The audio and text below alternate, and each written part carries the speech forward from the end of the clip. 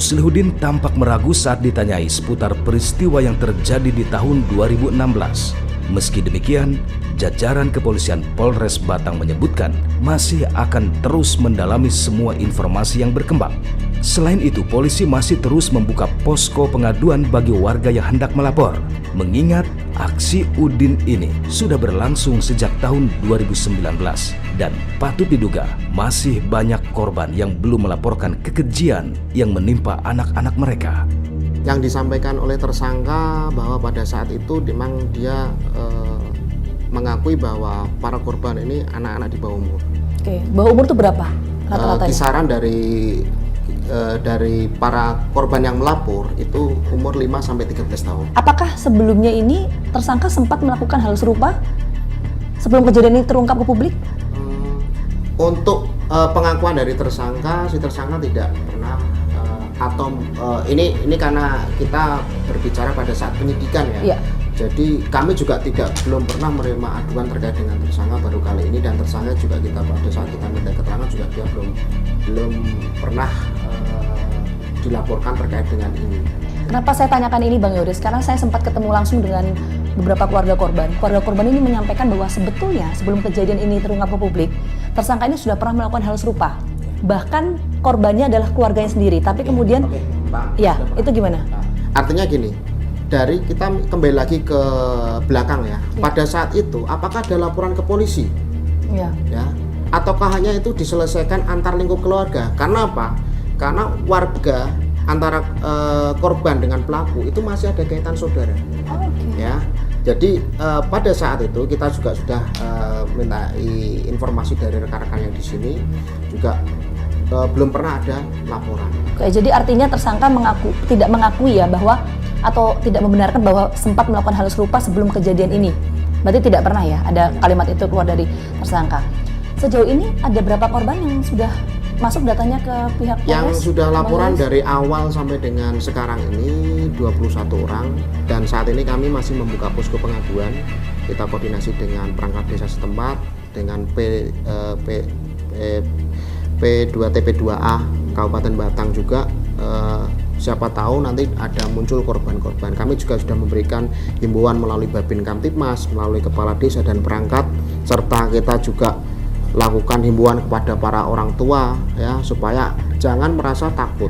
Oke, saya lupa satu lagi untuk ancaman hukuman, karena ini juga tentu ditunggu oleh para keluarga korban. Oke, terkait dengan hal tindak pidana yang dilakukan oleh pelaku, yaitu melanggar pasal 82 Undang-Undang Nomor 23 Tahun 2002, yaitu terkait dengan perlindungan anak, dengan ancaman maksimal hukuman penjara 15 tahun.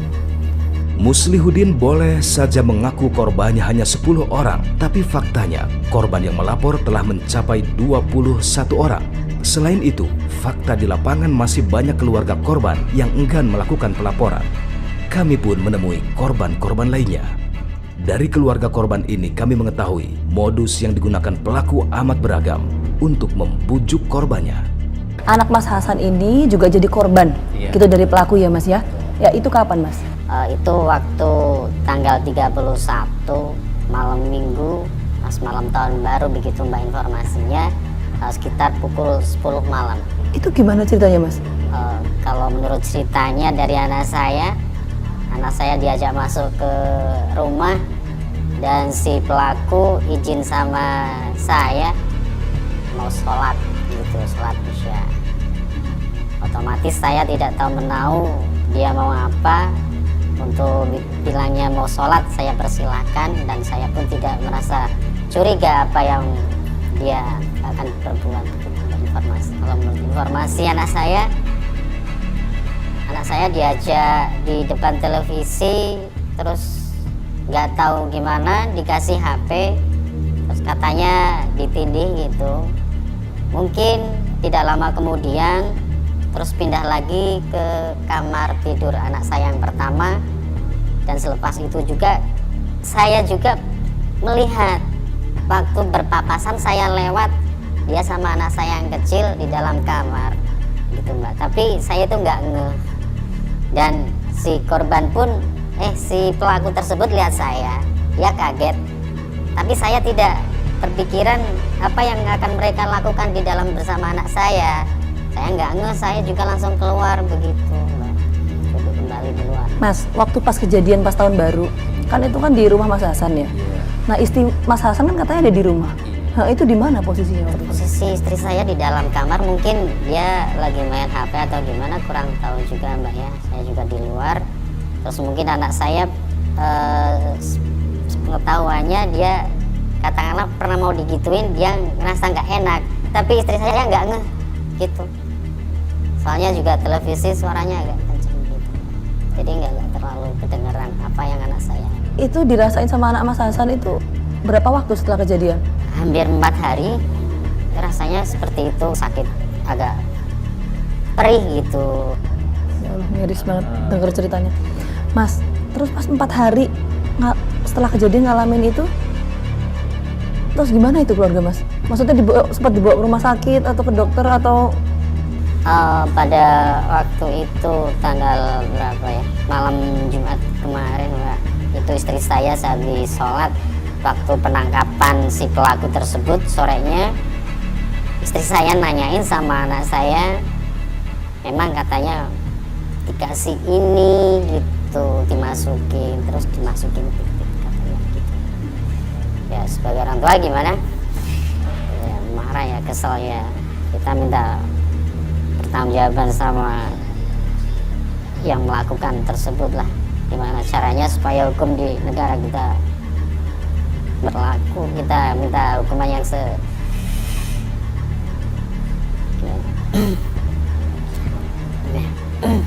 seadil-adilnya lah hukuman dari polisi gitu.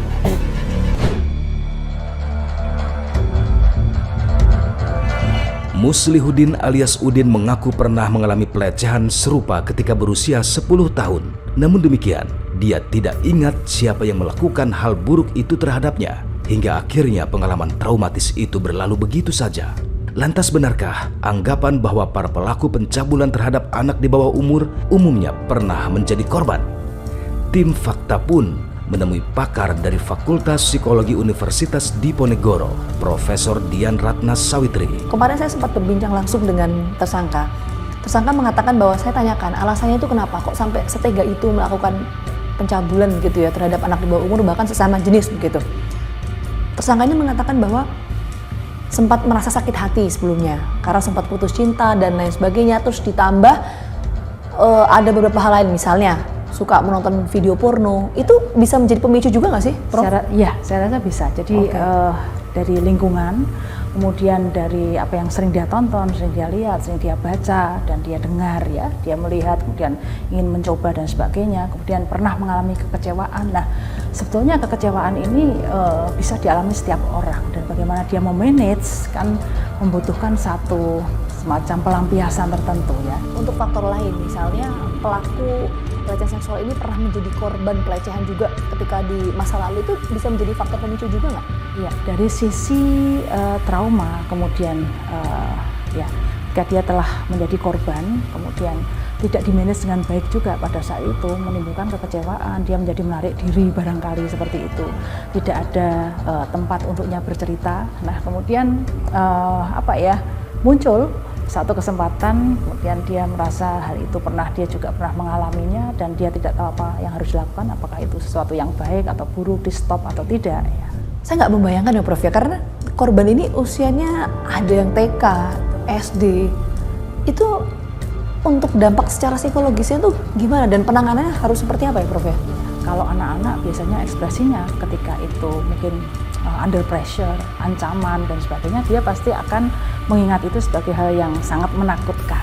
Mungkin akan terekspresikan dalam ketika dia tidur, dia mengigau, dia takut pada sosok-sosok yang mirip dengan pelaku seperti itu ya. Kemudian dia merasa tidak aman kalau di luar. Nah, memang yang pertama kali kita lakukan, dia harus ada tempat cerita di mana di sekitarnya ini dia percaya pada orang-orang di sekitarnya itu. Dia mengatakan sesuatu, tidak akan dikatakan itu kesalahanmu, kenapa kamu mau. Ya, nah, kadang-kadang tidak ada kan, judgement itu ya. Iya, tidak ada judgement yang semakin memojokkan dia. Dia sendiri tidak tahu gitu. Jadi memahami bahwa itu mungkin ekspresi dari kekecewaannya dia seperti itu. Muslihudin memang telah ditangkap dan mengakui semua perbuatannya. Namun demikian, lelaki asal Kabupaten Batang, Jawa Tengah ini mengaku bahwa korbannya hanya 10 orang. Begitulah penuturan Muslihuddin saat ditemui tim fakta di markas Polres Batang, Jawa Tengah. Dan inilah pengakuan Muslihuddin alias Udin. Tahu Mas Udin di sini karena apa?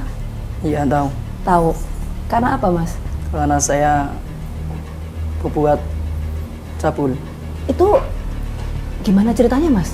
Sering lihat Oh, film-film porno udah sejak kapan itu? sejak 2019. Terus pas ngeliat, Ya jadi ketarik gitu. kenapa tertariknya ke anak-anak ya Mas, maunya ya Mas ya? Iya, soalnya anak-anak itu mudah dibujuki. Termasuk yang dilakuin Mas Udin. Iya, Ngebujuknya emang gimana? pertama sih jalan-jalan, saya ajak jalan-jalan.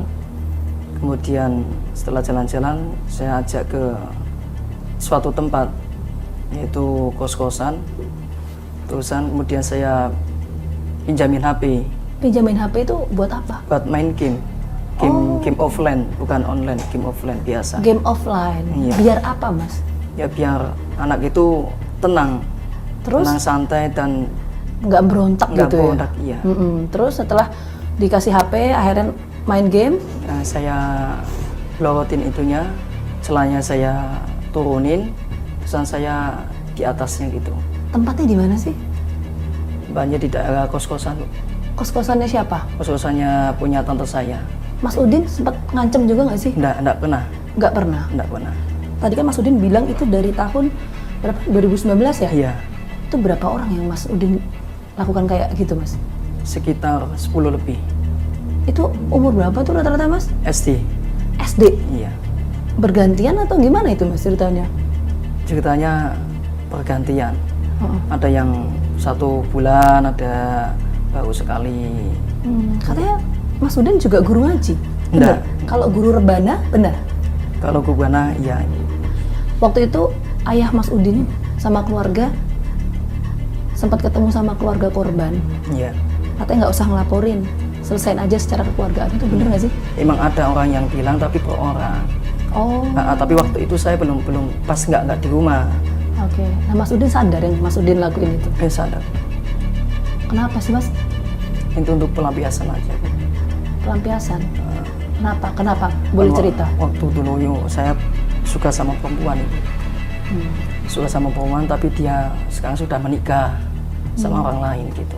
Itu tahun kapan itu Mas? Sekitar tahun 2019 itu. Mas Udin tuh pernah ngalamin pelecehan juga waktu kecil? Waktu kecil seingat saya pernah itu. Oh pernah? Tapi pelakunya saya nggak tahu pelakunya saya. Oh pelakunya nggak tahu? Sudah lupa kan masih kecil. Masih udah kecil. udah puluhan tahun saya. Pelakunya saya nggak tahu. Oh waktu itu umur berapa? Sekitar SD Bu. Berarti sekitar umur 9-10 tahun.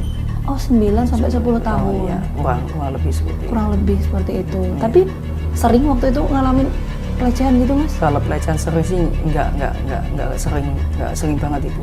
Cuma 1-2 kali aja. 1-2 kali aja.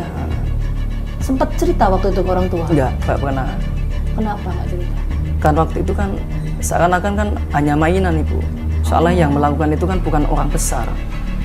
Melainkan itu kalau sama saya itu hanya selisih 2 tahun.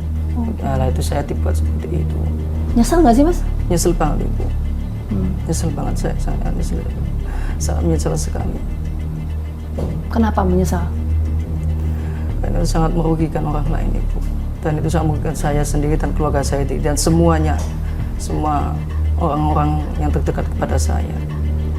Sama teman-teman dan semuanya. Sangat merugikan sekali. Dan saya malu.